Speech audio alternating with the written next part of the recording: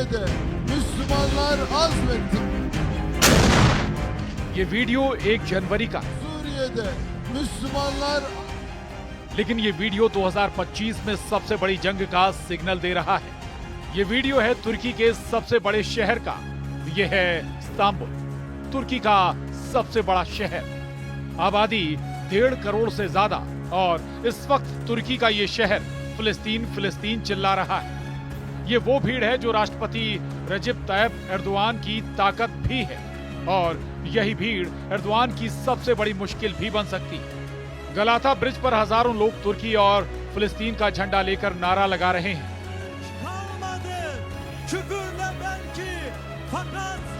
Banner लिए हुए हैं जिस पर लिखा है गाजा में नरसंहार बंद करो।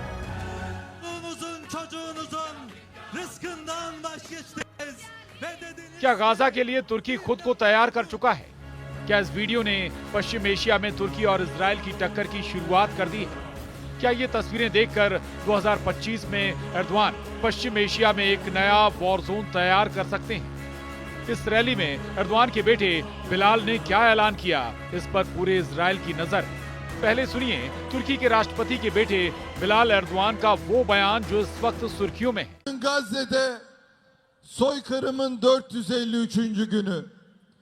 453 gündür Siyonist, Nazist İsrail Gazze'de bebekleri, çocukları, kadınları, yaşlıları katlediyor. आज गाजा में नरसंहार का 453वां दिन है। 453 दिनों से जायोनी और नाजी इजराइल गाजा में बच्चों, महिलाओं और बुजुर्गों की हत्या कर रहे हैं। एर्दोआन का बेटा बिलाल इजराइल को ललकार रहा है। इजराइल की हुकूमत की तुलना जर्मनी के नाजी से कर रहा है। क्या एर्दोआन का बेटा गाजा के नाम पर अपना सियासी बुर्ज खलीफा तैयार करना चाहता है, जिसकी जद में न सिर्फ सीरिया आएगा बल्कि बिलाल के प्लान में इजराइल, जॉर्डन, लेबनान और सऊदी अरब का नामो निशान मिट जाएगा? क्या अपने पिता के ऑटोमन साम्राज्य वाले ख्वाब को पूरा करने की तैयारी बिलाल एर्दोआन ने कर ली? Suriye'de Müslümanlar azmettiler, sabrettiler ve zaferi elde ettiler. Suriye'den sonra inşallah Gazze'de kuşatmadan zaferle çıkacak. Bizler de o mübarek güne ulaşmak için dualarımızla, böyle dayanışma gösterilerimizle, boykotla, gizli ya da açık gayretlerimizde Gazze'li mazlumların yanında olacağız. क्या बिलाल ने तैयार कर लिया है Ottoman साम्राज्य का plan? Syria में मुसलमानों ने इरादा दिखाया और जीत हासिल की। सीरिया के बाद गाजा घेराबंदी से जीतेगा। हमारी दुआ है फिलिस्तीन के साथ है। उनकी खातिर जारी प्रदर्शन, बहिष्कार और बाकी कोशिशों के जरिए ये मुमकिन होगा। बिलाल के ऑटोमन प्लान को देखकर इजराइल में हड़कंप मच गया है।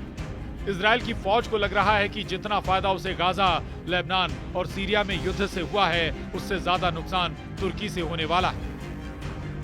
यही वजह है कि अब इजराइल की मीडिया में ऐसी खबरें छपने लगी हैं कि तुर्की को किसी भी हालत में रोका जाना चाहिए। जेरूशलम पोस्ट ने एक रिपोर्ट के हवाले से कहा है कि इजराइल को तुर्की से युद्ध के लिए तैयार रहना चाहिए, क्योंकि अब तुर्की ऑटोमन साम्राज्य बनाने का ख्वाब देख रहा है, जबकि इजराइल में सीरिया के हिस्सों को मिलाकर ग्रेटर इजराइल की नींव डाली जा रही है। और इस बीच तुर्की के राष्ट्रपति रजब तायब एर्दोआन का बयान भी सामने आया है। उन्होंने कहा कि हम सीरिया की अखंडता और एकता को चोट पहुंचाने की इजाजत नहीं देंगे। इसके लिए हम हर जोखिम भी उठाने को तैयार हैं। इस वक्त सीरिया और जूनियर एर्दोआन के ऑटोमन साम्राज्य वाले ख्वाब की चर्चा इसलिए बहुत तेज हो गई है क्योंकि गाजा और लेबनान में तबाही के बाद सीरिया में हुए उलटफेर ने सबसे ज्यादा 2 पावर्स को फायदा पहुंचाया है। पहला है तुर्की, जिसकी शह पर जुलानी ने सीरिया में बशर अल असद की सरकार का तख्ता पलट कर दिया, और दूसरा है इजराइल, जिसने खुफिया तरीके से जुलानी का पूरा साथ दिया और अब ईरान और हिजबुल्लाह की सप्लाई लाइन पूरी तरह से कट चुकी है। सीरिया से ईरान बाहर हुआ और एंट्री हुई एर्दोआन की और नेतन्याहू की, यानी सीरिया को अब कोई और कंट्रोल कर रहा है, तो वो हैं इजराइल और तुर्की। लेकिन सीरिया के पूरे खेल में एक नया बवंडर मचने वाला है। बवंडर ऐसा जिसके आगे यूक्रेन और गाजा की जंग फीकी पड़ जाएगी, क्योंकि एक तरफ नेतन्याहू का ग्रेटर इजराइल प्रोजेक्ट है और दूसरी तरफ है एर्दोआन का ओटोमन साम्राज्य का ख्वाब। और इन दोनों इंटरनेशनल साजिशों को लेकर इस वक्त 2025 की सबसे बड़ी टक्कर होती हुई नजर आ रही है। तुर्की के राष्ट्रपति रजब तैयब एर्दोआन का कहना है कि तुर्की ने कई बार अपने अस्तित्व और सुरक्षा की रक्षा के लिए अपने इरादे दिखाए हैं। हम अपनी सुरक्षा के लिए किसी भी वक्त तैयार हैं। जब से नेतन्याहू का ये वीडियो आया, पूरे तुर्की में कोहराम मचा है। सबसे ज्यादा तनाव में हैं तुर्की के राष्ट्रपति रजब तैयब एर्दोआन। एर्दोआन लगातार यही वीडियो देख रहे हैं जिसमें हेलीकॉप्टर से उतरने के बाद नेतन्याहू उस पहाड़ पर पहुंचते हैं जिसको कहा जाता है जबल अल शेख, यानी शेख का पहाड़। सीरिया की ऊंची चोटी को इजराइल में माउंट हेरमोन कहा जाता है। सीरिया में शेख के पहाड़ पर पहुंचकर नेतन्याहू बता चुके हैं अपना सीरिया पर कब्जे वाला बड़ा प्लान। और इस बीच इजराइल के प्रधानमंत्री बेंजामिन नेतन्याहू भी सामने आ गए हैं और उन्होंने साफ कहा, मैं रक्षा मंत्री, चीफ ऑफ स्टाफ, उत्तरी कमान के कर्नल, शिन बेत के प्रमुख और वरिष्ठ कमांडरों के साथ माउंट हरमन की चोटी पर इस नाजुक वक्त पर हम सब इस महत्वपूर्ण स्थान पर मौजूद हैं ताकि यहां पर इजराइल की तैयारियों का जायजा लिया जा सके। जब तक कोई दूसरी व्यवस्था नहीं बनती तब तक यही हमारी सुरक्षा की गारंटी है। एर्दोआन की बड़ी ख्वाहिश है कि अखंड तुर्की बनाया जाए, सीरिया के उन इलाकों पर कब्जा किया जाए जो ओटोमन साम्राज्य के दौरान उसकी जद में रहे हैं। इसमें सीरिया के इदबिल, अलेप्पो, दमिश्क और रक्का जैसे शहर हैं जिन पर एर्दोआन की नजरें गड़ी हुई हैं। ये चारों शहर इस वक्त एर्दोआन के एजेंडे में हैं और लगता है कि सीरिया के इन शहरों के लिए तुर्की अब इजराइल के खिलाफ फिलिस्तीन वाला मोर्चा भी बंद करने के लिए तैयार है।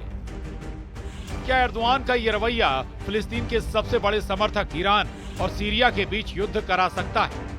क्या ये युद्ध वर्ल्ड वॉर में तब्दील हो सकता है? ये सवाल बार बार उठ रहे हैं। तुर्की की नीयत साफ नहीं है, ये बात ईरान बहुत अच्छी तरह से जानता है। एर्दोआन अपनी पार्टी के एक सम्मेलन में ये कह चुके हैं कि पहले विश्व युद्ध के बाद अगर अलग तरीके से सीमांकन होता तो अलेप्पो, दमिश्क, इदबिल और रक्का तुर्की में होते।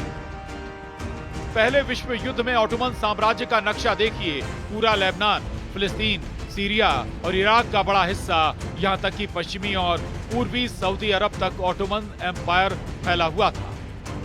इसीलिए ये मैप देखकर एर्दोआन की कसक रह रहकर बाहर आती है जब ये नक्शा देखकर सऊदी अरब भी चौकन्ना हो गया है। अब बशर अल असद की सरकार गिरा जाने के बाद सीरिया में तुर्की को दबदबा बढ़ाने का बड़ा मौका मिल गया है, लेकिन सीरिया में तुर्की का दायरा बढ़ने का सबसे बड़ा फायदा इजराइल को हुआ है, क्योंकि अब सीरिया में सबसे ऊंचे शेख के पहाड़ पर भी नेतन्याहू के कदम पड़ चुके हैं।